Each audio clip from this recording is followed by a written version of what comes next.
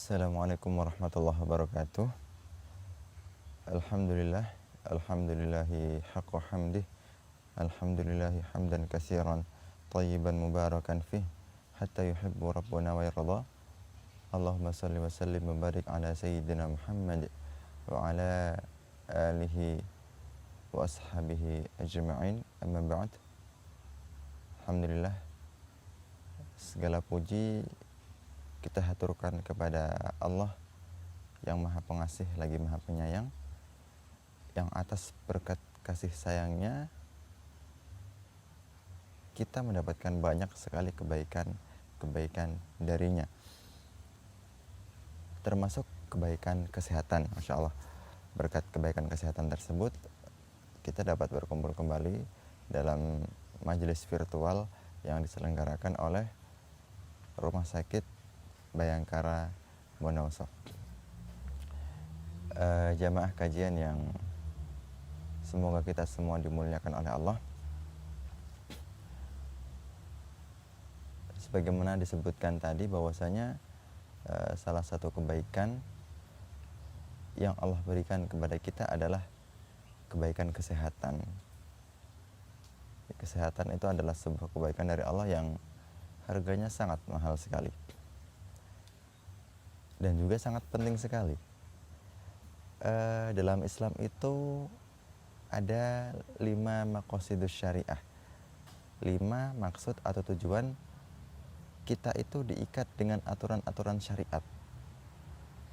Yang pertama, hifdzuddin. Jadi syariat itu diperuntukkan untuk memelihara agama. Yang kedua, hifdzun nafas. Bahwasanya syariat itu juga diperuntukkan untuk memelihara jiwa. Yang ketiga, hifdzul aql. Bahwasanya syariat itu juga diperuntukkan untuk memelihara akal, pikiran. Yang keempat, hifdzul mal. Syariat itu mengatur kita agar kita itu bisa memelihara harta kita. Dan yang terakhir yaitu hifdzul ird wan nasl. Syariat itu juga berperan besar untuk memelihara kehormatan dan juga keturunan. Nah, dari 5 tujuan adanya syariat itu, coba tadi apa aja? Agama, jiwa, akal, harta, dan keturunan. 3 diantaranya itu bersentuhan langsung dengan kesehatan, jiwa, kemudian akal, dan juga keturunan. Kan ada tuh kesehatan jiwa atau kesehatan mental mungkin ya, kesehatan akal atau kesehatan pikiran, dan juga kesehatan badan sehingga kita dapat menghasilkan keturunan yang juga sehat. 3 diantaranya berhubungan langsung dengan kesehatan. 2 yang lainnya itu juga masih memiliki hubungan dengan kesehatan. Contohnya memelihara agama gitu ya. Bagaimana bisa syariat bisa memelihara agama jika hubungan kita dengan Allah itu tidak sehat? Nah, hubungan kita dengan Allah itu tidak sehat. Agama kita tidak sehat. Jadi masih ada hubungannya dengan kesehatan. Kesehatan beragama. Kesehatan iman mungkin ya. Dan juga peran dari maqasidus syariah yang memelihara harta. Jadi harta itu sebenarnya juga ada hubungannya dengan kesehatan. Ada hubungannya dengan kesehatan. Monggo silakan dicari sendiri hubungannya apa. Nah, kembali ke topik awal, bahwasanya saking pentingnya kesehatan sampai maqasidus syariah itu pun, dari 5 maqasidus syariah itu ya bisa dibilang bersentuhan dengan kesehatan. Itulah mengapa kemudian banyak sekali tuntunan kesehatan yang dituntunkan oleh Al-Quran maupun oleh Rasulullah Shallallahu Alaihi Wasallam. Kalau dalam Al-Quran itu ada untuk menjaga kesehatan, ya, untuk menjaga kesehatan fisik, kesehatan badan, yang juga bisa bermuara kepada kesehatan mental dan kesehatan akal dan juga keturunan. Beberapa kali Allah perintahkan manusia untuk memakan makanan yang baik. Kulu min thayyibati ma razaqnakum, kulu minat thayyibati wa'malu sholihah. Itu kan banyak sekali itu ayat-ayat yang memerintahkan kita untuk mengonsumsi makanan yang baik. Mengkonsumsi makanan yang baik itu termasuk syariat yang Allah berikan kepada kita. Allah perintahkan kepada kita. Agar apa? Ya agar kita dapat memenuhi maqasidus syariah itu. Agar kita dapat memenuhi maqasidus syariah itu. Untuk apa? Untuk menjaga akal, untuk menjaga jiwa, untuk menjaga keturunan.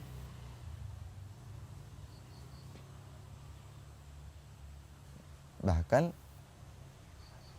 juga bisa untuk menjaga harta dan untuk menjaga agama.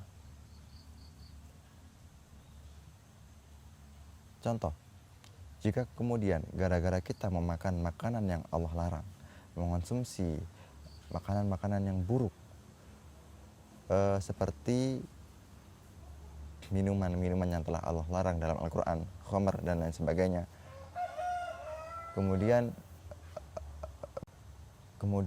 juga mengonsumsi makanan yang seperti babi, bangkai, darah, yang jelas-jelas telah Allah larang dalam Al-Quran.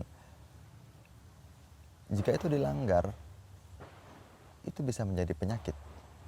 Dan jika sudah menjadi penyakit, tubuh kita menjadi sakit. Sehingga kemudian ketika kita sakit, efek dominonya adalah kita tidak bisa melakukan kewajiban kita, misalkan yang laki-laki untuk mencari nafkah, sehingga kemudian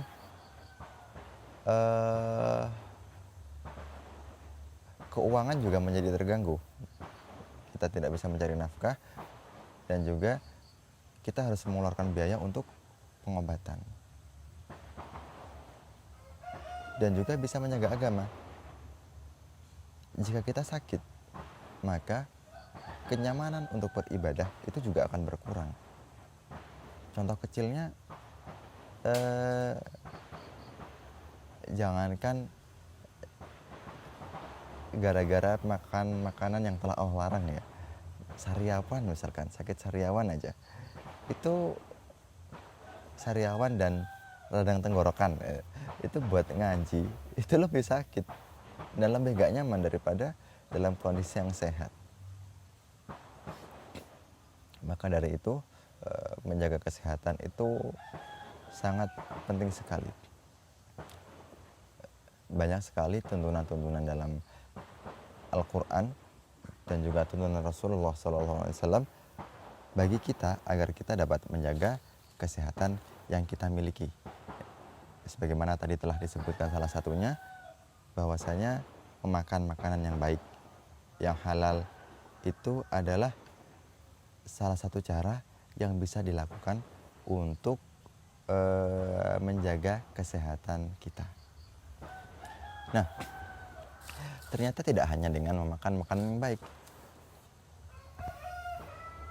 Cara lain yang disebutkan dalam Al-Quran untuk agar kita dapat menjaga kesehatan adalah dengan menerapkan hidup yang baik, menerapkan pola hidup yang baik, yang bersih. Dalam Al-Quran itu ada ayat seperti ini, wathiyabaka fatahhir warrujza fahjur. Di surat Al-Mudaththir Ini adalah surat yang memerintahkan Rasulullah SAW untuk mulai berdakwah, tapi disertai juga dengan wasiyabaka fatahhir, bajumu bersihkanlah, warrujza fahjur, segala macam kotoran tinggalkanlah. Menerapkan pola hidup bersih dengan menjaga lingkungan kita bersih, apa yang kita kenakan bersih, dan juga kita meninggalkan kotoran-kotoran, entah itu kotoran yang bentuknya terlihat seperti kotoran hal-hal yang kotor gitu mungkin ya, hal-hal yang najis, atau mungkin juga kotoran-kotoran hati dan lain sebagainya. Kembali ke makanan, ada yang terlewat tadi. Memang Allah memerintahkan kita untuk memakan makanan yang baik, tapi ada ketentuannya juga. Ada ketentuannya juga yang harus kita patuhi, yaitu kulu washrabu wala tusrifu. Makan, minum, tapi jangan berlebihan. Meskipun makanan yang dimakan adalah makanan baik, meskipun yang diminum adalah air zam-zam, jika kemudian itu berlebihan sampai kemudian membuat kita mutah-mutah gitu ya, tetap itu kemudian menjadi tidak baik. Yang menjadi tidak baik itu bukan makanannya, bukan minumannya, tapi cara kita mengonsumsinya yang berlebihan. Itu yang kemudian menjadikan makanan tersebut tidak baik.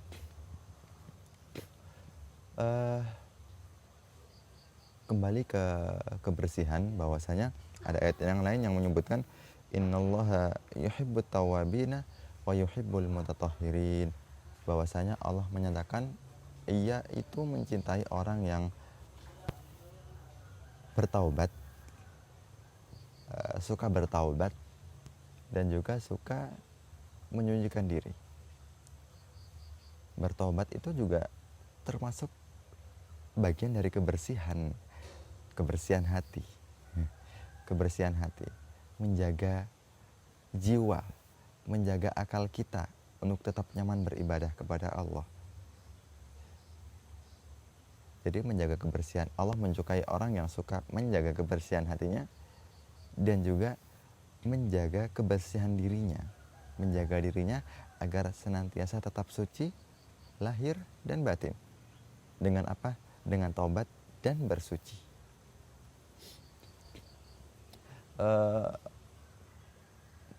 Ada juga beberapa tuntunan yang telah Rasulullah SAW berikan kepada kita untuk menjaga kesehatan. Salah satunya menjaga jiwa ya, menjaga jiwa. Dan ternyata menjaga jiwa itu tidak hanya kita lakukan kepada orang yang dewasa, tapi bahkan kepada anak kecil sekalipun. Kita harus tetap menjaga jiwa-jiwa mereka, menjaga akal-akal mereka.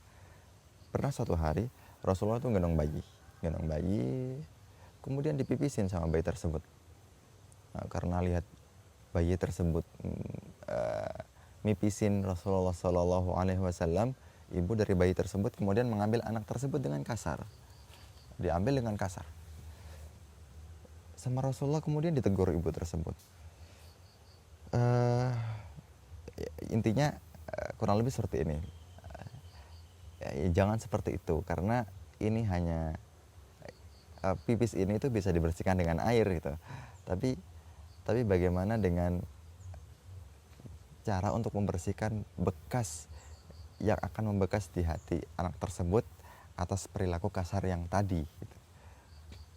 Kurang lebih seperti itu.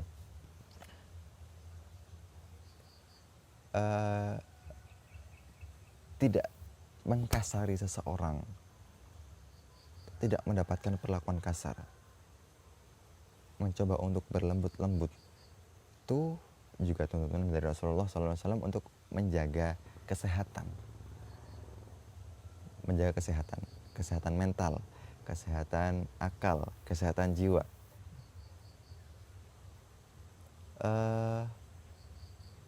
Bahkan tidak terlalu memaksakan diri. Tadi kan tidak terlalu banyak makan dan minum, meskipun itu baik ya, makan dan minumannya. kali ini ibadah. Ibadah itu kan hal yang sangat baik sekali. Tapi memaksakan diri untuk beribadah itu ternyata bukan hal yang baik. Memaksakan diri untuk beribadah itu ternyata juga bukan hal yang baik. Jadi pernah ada 3 orang itu datang ke istri-istri Rasulullah SAW. Mereka kemudian bertanya kepada Rasulullah, kepada istri Rasulullah mengenai pola ibadah dari Rasulullah SAW. Bagaimana Rasulullah ketika beribadah, ketika bermunajat, ketika menggunakan waktunya untuk berduaan dengan Allah.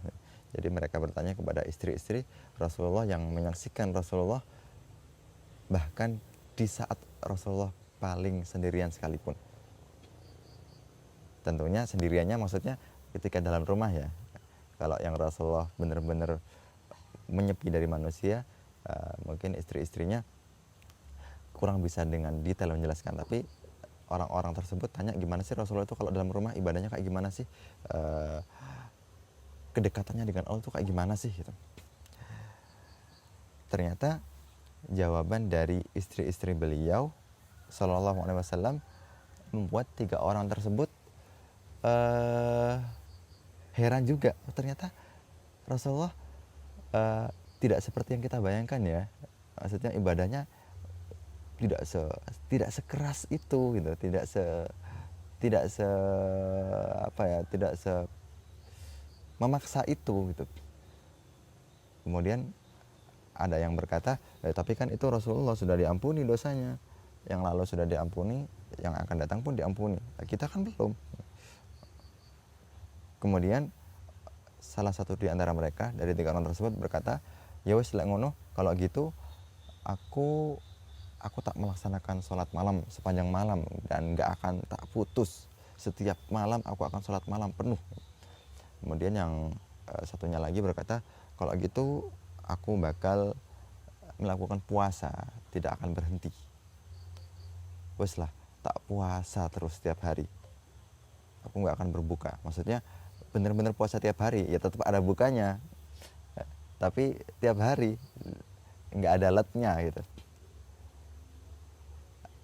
Kemudian yang terakhir berkata, aku juga akan menjauhi perempuan, tak fokus untuk beribadah kepada Allah, jadi aku gak akan berdekatan dengan perempuan agar aku tidak, mungkin maksudnya tidak nikah gitu ya, agar aku bisa fokus ibadah kepada Allah Subhanahu wa taala. Ucapan 3 orang ini kemudian sampai kepada Rasulullah. Dan Rasulullah menegur keinginan mereka. Lawang aku loh, kata Rasulullah, aku itu ya tahajud, tapi kadang aku juga tidur gitu. Aku juga puasa, tapi aku juga kadang nggak puasa. Puasa sunnah ya, bukan puasa Ramadan. Aku juga punya istri. Nah, istrinya Rasulullah malah berapa itu? Yang itu kemudian disimpulkan bahwasanya beribadah terlalu memaksakan diri untuk beribadah melampaui batas itu hal yang tidak bagus. Karena Rasulullah sendiri juga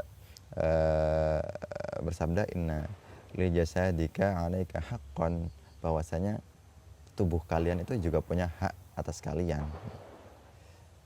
Tubuh kalian punya hak atas kalian. Nah, jika berlebihan dalam beribadah saja tidak diperkenankan oleh Rasulullah Sallallahu Alaihi Wasallam, apalagi jika berlebihan dalam mencari dunia, sampai capek, sampai sakit-sakit, bekerja banting tulang untuk mendapatkan hal-hal duniawi, apalagi jika tidak ada orientasi untuk akhirat, benar-benar bekerja agar aku bekerja agar aku bisa hidup enak, mapan, nyaman sampai tua, seluruh kehidupan tercukupi. Tidak ada keinginan untuk agar aku bisa bersedekah banyak, agar aku bisa berzakat banyak, agar aku bisa membantu anak yatim, bisa membantu pesantren-pesantren, bisa membiayai orang-orang duafa untuk bersekolah. Tidak ada keinginan seperti itu. Maka akan akan semelarang apa Rasulullah jika bertemu dengan orang-orang yang seperti itu. Nah, itu sekilas tentang bagaimana kita itu menjaga kesehatan kita, dan semoga Allah senantiasa menganugerahkan kepada kita kesehatan sehingga kita bisa dengan nyaman beribadah kepada Allah Subhanahu wa taala. Lantas bagaimana jika kita sudah sakit? Bagaimana jika kita sudah sakit? Jika kita sakit pun itu ada tuntunannya. Jadi kita sakit pun itu ada tuntunannya. Seperti halnya Nabi Ayub. Nabi Ayub itu pernah sakit itu. Pernah sakit yang cukup lama. Jadi Allah mengujinya dengan sakit yang lama. Meskipun ujian tersebut itu datangnya dari Allah, tapi Nabi Ayub itu tidak menyandarkan sakit itu berasal dari Allah. Saking beradabnya Nabi Ayub kepada Allah. Allah menurunkan ujian itu kepada Nabi Ayub. Tapi Nabi Ayub tidak berkata, aduh gara-gara Allah ini aku sakit. Tidak berkata seperti itu. Dalam Al-Quran disebutkan, anni masaniya syaitanu binusbi wa adzab. Justru Nabi Ayub itu menyebutkan bahwasanya sakitnya ini berasal dari setan. Jadi ya meskipun sakit itu juga adalah kehendak Allah kepada kita, tapi kita juga harus sadar barangkali sakit itu datangnya juga dari kita sendiri. Memang Allah yang memberikan, tapi sebabnya bisa jadi dari kita sendiri. Gara-gara kita mungkin terlalu memaksakan diri atau tidak mengikuti syariat-syariat yang telah Allah gariskan dalam Al-Quran dan juga dalam sunnah Nabi yang telah disabdakan oleh Rasulullah SAW. Ketika sudah sakit pun kita juga harus yakin bahwasanya yang mampu menyembuhkan itu hanyalah Allah. Hanyalah Allah yang mampu menyembuhkan kita. Itu konsep dasar bagi setiap orang yang sakit. Memang ada dokter, memang ada obat, tapi itu semua hanyalah perantara kesembuhan. Kesembuhan itu datangnya dari Allah dengan perantara obat, dokter, perawat, dan lain sebagainya. Sebagaimana Nabi Ibrahim yang berkata, wa idza maridtu fahuwa yashfin. Ketika aku sakit, Allah yang menyembuhkan. Fahuwa yashfin. Ala kulli hal, sekalipun sakit itu tidak enak, tapi lagi-lagi betapa Islam itu mengatur syariat untuk dapat menjaga jiwa kita. Itu Rasulullah berkata bahwasanya orang yang sakit itu digugurkan dosanya meskipun hanya ketusuk duri gitu. Jadi orang sakit ketika kemudian mendengarkan hadis ini, itu jiwanya tetap terjaga, mentalnya tetap terjaga, akalnya tetap terjaga. Karena apa? Karena yakin bahwasanya Masya Allah, setiap panas yang dirasakan, setiap remuk yang dirasakan, setiap bagian tubuh yang nyeri, sakit, dan lain sebagainya, dia kemudian yakin, dosaku gugur, dosaku gugur, dosaku gugur. Dengan meyakini itu dapat menjaga kesehatan mental seseorang.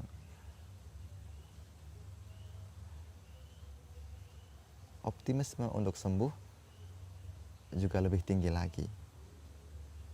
Nah, kurang lebih seperti itu ya, seperti itu. Yang jelas kesehatan dan juga sakit itu adalah dua hal yang tidak terpisahkan. Ketika sehat kita syukuri, kita gunakan untuk banyak-banyak beribadah kepada Allah. Ketika sakit kita tafakkuri, kita yakin bahwasanya ini adalah penggugur dosa, dan juga kita bisa banyak merenung di situ di saat sakit, sembari yaitu meyakini bahwasanya dosa-dosa kita sedang diampuni oleh Allah. Dan bagi yang sakit fisik, mungkin ya meskipun nggak pantas saya bilang seperti ini ya, tapi bersyukurlah Allah masih beri sakit itu sakit fisik, karena sakit fisik itu menggugurkan dosa. Kalau yang sakit itu sudah hati, masya Allah, itu justru nambah-nambah dosa. Fi qulubihim marad, di dalam hati-hati mereka ada sakit. Beberapa kali Al-Quran itu menyebutkan ayat-ayat seperti itu. Sebagaimana orang munafik ya, orang munafik itu adalah orang-orang yang hatinya sakit.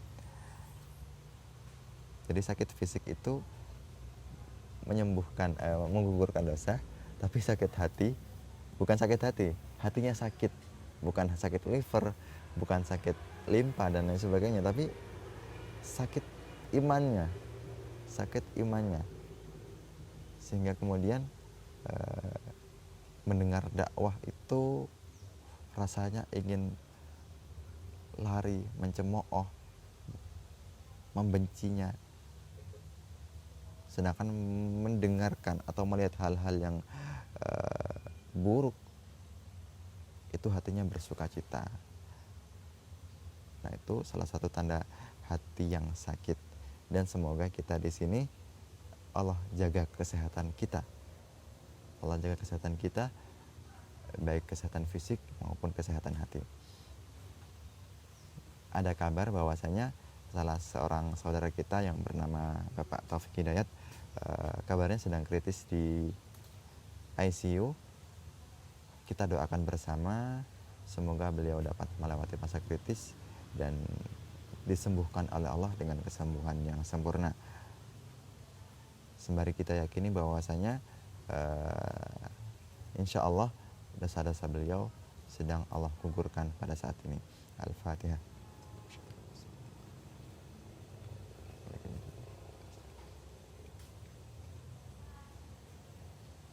Begitu pula dengan kita, dengan kita, semoga Allah tetap menganugerahkan kesehatan kepada kita, menjadikan kita sebagai hamba-hambanya yang sehat dan mampu bersyukur atas kesehatan yang telah kita terima. Dan salah satu bentuk syukur yang dapat kita lakukan adalah dengan memperbanyak ibadah kepada Allah di saat sehat, memperbanyak tilawah, memperbanyak bersyukur, dan menggunakan nikmat sehat itu untuk kebaikan-kebaikan. Al-Fatihah. Bismillahirrahmanirrahim.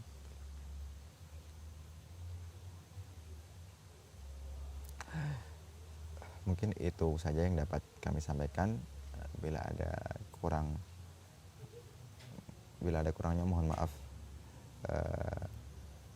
Itu mungkin, dan pasti ya, jika ada kurangnya dari saya, sedangkan jika ada lebihnya, jika ada hal kebaikan atau jika ada hal baik, ilmu yang kita dapatkan bersama dari kajian ini itu datangnya dari Allah. Wabillahi taufiq wal hidayah. Assalamualaikum warahmatullahi wabarakatuh.